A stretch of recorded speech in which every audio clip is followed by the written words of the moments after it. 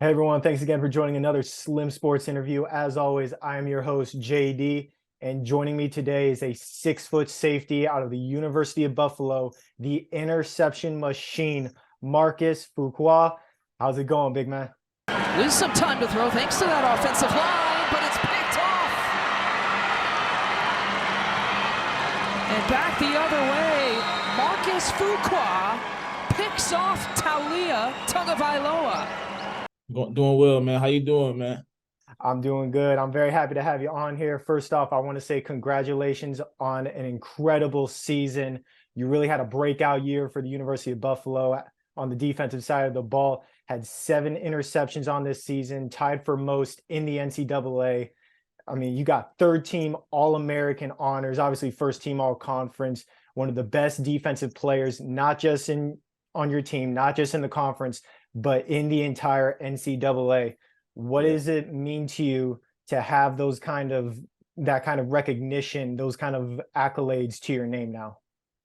Man, it's crazy because it's like in the moment, I didn't really feel like nothing like this was happening. Like I just felt like I was playing football out there having fun, like I always do. But after when I started like hearing like other people talk about it and all the accolades coming in, all the people like just talking about me, it was crazy. It's so surreal. It's so surreal. It's a blessing. Yeah, obviously, 7 interceptions. It's hard for a player to get 1 interception on the season, and now you getting 7.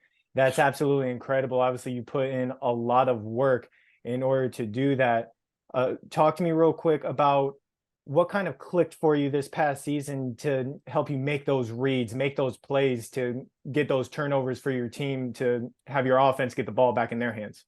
I mean, of course, I can say like just having that experience and everything, but I think the biggest thing from my 2021 season to my 2022 season was just building confidence in myself, just knowing I can go out there and do it and not like second guessing myself or just having that disbelief and just going out there and making plays, just letting loose, having fun, and just that season is just what happened after that.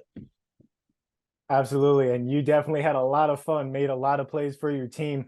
Obviously, the 7 interceptions is going to be something that we talk about a lot, but also, I mean, you had 65 tackles for your team, 2 fumble recoveries. So you weren't just causing turnovers by intercepting the ball. You were getting down on the ground, getting that ball on those fumbles, doing whatever you could to help out your team.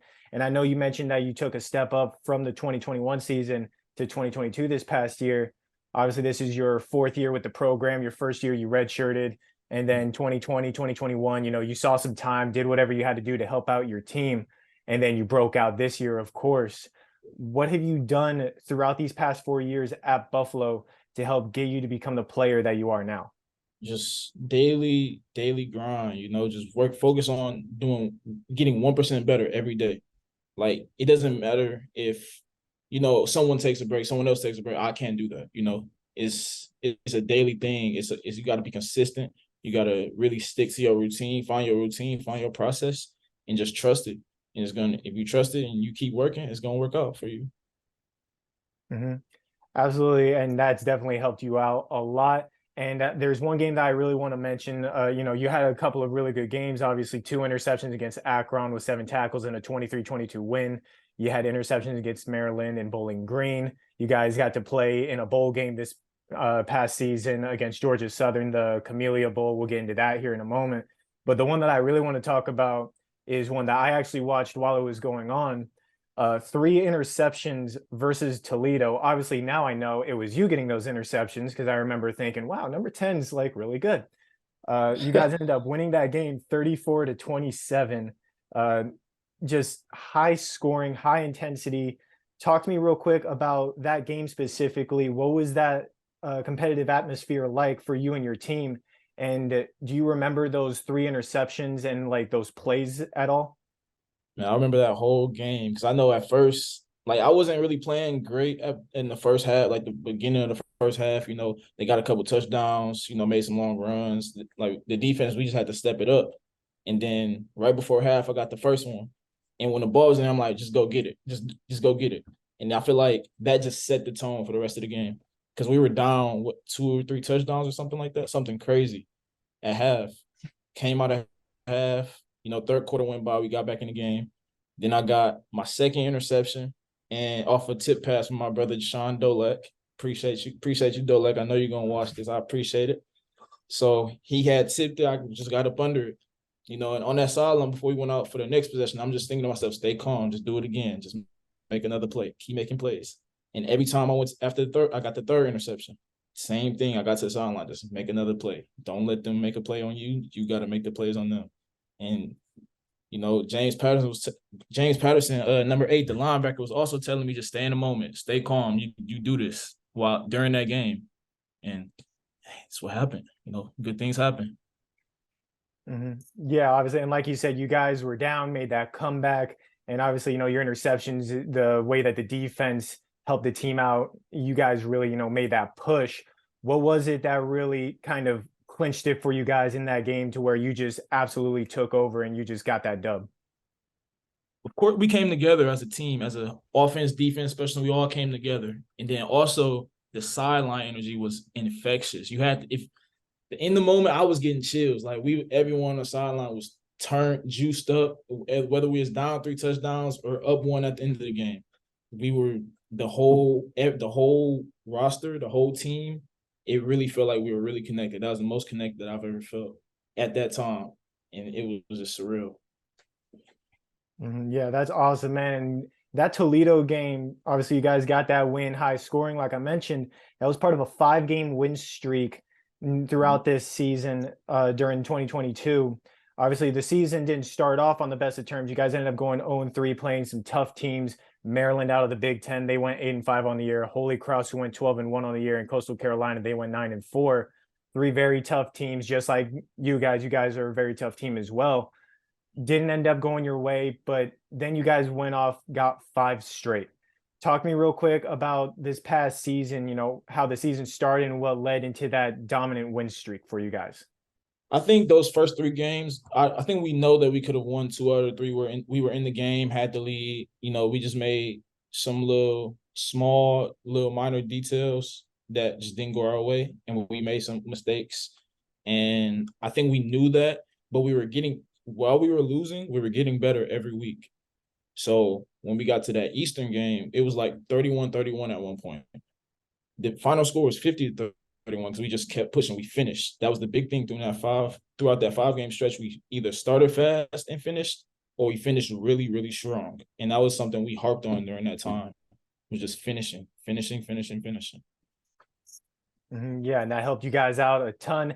And obviously, you guys went on that 5-game win streak. You had a successful season, 7-6 overall, 5-3 in conference. You guys ended up playing in that Camellia Bowl that I mentioned. Not every team in the country gets to have that kind of honor to be able to play in a bowl game.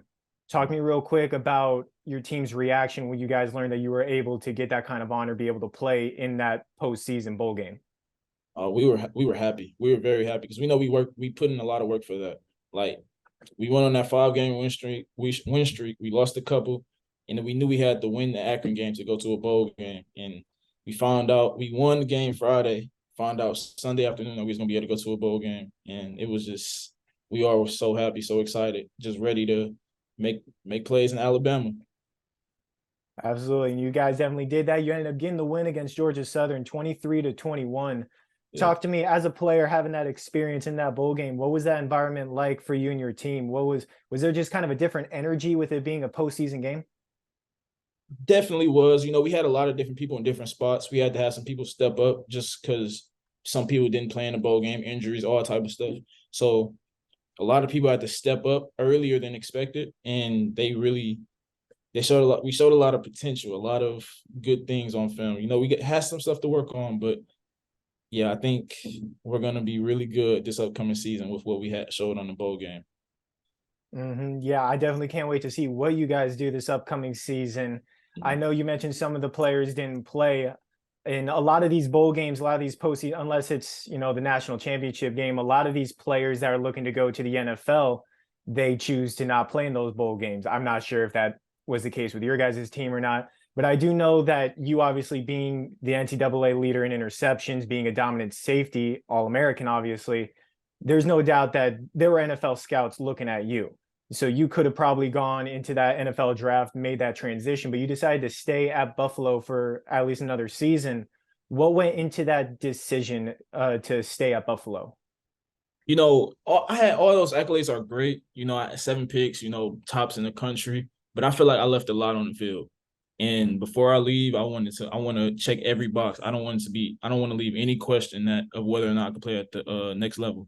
I want it to be known when you turn on my tape that I am an NFL safety, a top caliber NFL safety, and I want that to be felt through whatever you're watching me on. I want that to be felt. So I feel like that was the biggest thing, and I had to just polish up some things and just get ready to go, get ready to ball. Absolutely, man. And I can't wait to see what you do next season. And I want to ask this question real quick because this is the question that I ask all of the defensive players that I get to do. Because back in high school, I played on the defensive side. I know that it's a lot of fun being there. I want to ask you, what is your favorite part of playing on the defensive side of the ball? Stopping the offense, because the offense they like to talk a lot. So when you can get an offense to stop talking and get them out their groove and off schedule, it really is kind of fun. I don't know, it just brings me some satisfaction seeing the offense get off schedule, get disgruntled, all of that. It brings me some joy. It brings me a lot of joy. I used to play offense though. I have a lot of love for offense, but if I can get the ball back on defense, so if I had a ball on defense and play defense, hey, that's killing two birds with one stone. Absolutely. It always helps. And you definitely had the ball in your hands a lot this past season. Obviously, those 7 interceptions, those fumble recoveries, you took them back for quite a good distance during that season. As an elite defensive back, what would you say to some of these younger players playing at that position that are coming up through the college ranks? What would be your advice to them to become an elite safety or an elite defensive back in general? Just build your confidence. As a safety, you have to make a lot of checks, a lot of calls. You got to be able to, and you got to know your system. You got to know your plays and everything. So I would say build your confidence to know that don't be scared to be wrong, because that's something I had to learn early on. I was scared. I wouldn't talk as much because I didn't want to be wrong. But sometimes you just have to say something, because if you don't say anything, everyone's wrong. But if you say something and it happens to be wrong, but everyone plays it, it looks like everyone's right, So maybe it could work out for that play, and then we get to the sideline and clean it up then. But build your confidence now, because that's the biggest thing. You're gonna have to be a vocal, very, very vocal as a safety. So. Mm-hmm. Yeah, and obviously you are one of the main leaders on that team, and you are being very vocal in the locker room in the offseason, I'm sure, trying to help your team get ready for this upcoming season. I took a look at your guys' 2023 schedule at Wisconsin, very first game of the season, very tough team going against Fordham, Liberty, at Louisiana Lafayette for non-conference action, and then, of course, going into that conference play against teams like Eastern Michigan, Akron, Central Michigan, all of them. What are you looking to do for yourself individually and your team as a whole to get ready for this upcoming season? I want to just build. As a team, we've come together so much this offseason. I feel like this is the most tied in, connected team I've ever been a part of. And I just feel like that's going to be shown on the field. That's going to help us in the long run. Everyone's buying into the culture, everything. And I feel like just another step I want to take is just being a leader on and off the field in all settings, and then just focusing on the little details like technique, proper tackling position and stuff like that. Just knowing and then just IQ of the game, knowing the game. Those are the biggest things, and building on top of what I did last year. No, not putting any numbers on anything, just building, just trying to be as consistent as I could be every day. Every day I step in a facility. Absolutely, man. And that's awesome that you want to constantly improve. That shows a true leader, a dominant player, and someone that's going to be successful, not just on the field, but off the field in life. I cannot wait to see what you guys do this upcoming season. I can't wait to see you when you finally get into the NFL, because I'm probably going to have to get a plane ticket and come out to one of your games. Sure, for sure. You will. I got you, man. That's awesome, man. I'm absolutely excited to see what the future holds for you, man. Thank you so much for doing this with me. No problem, man.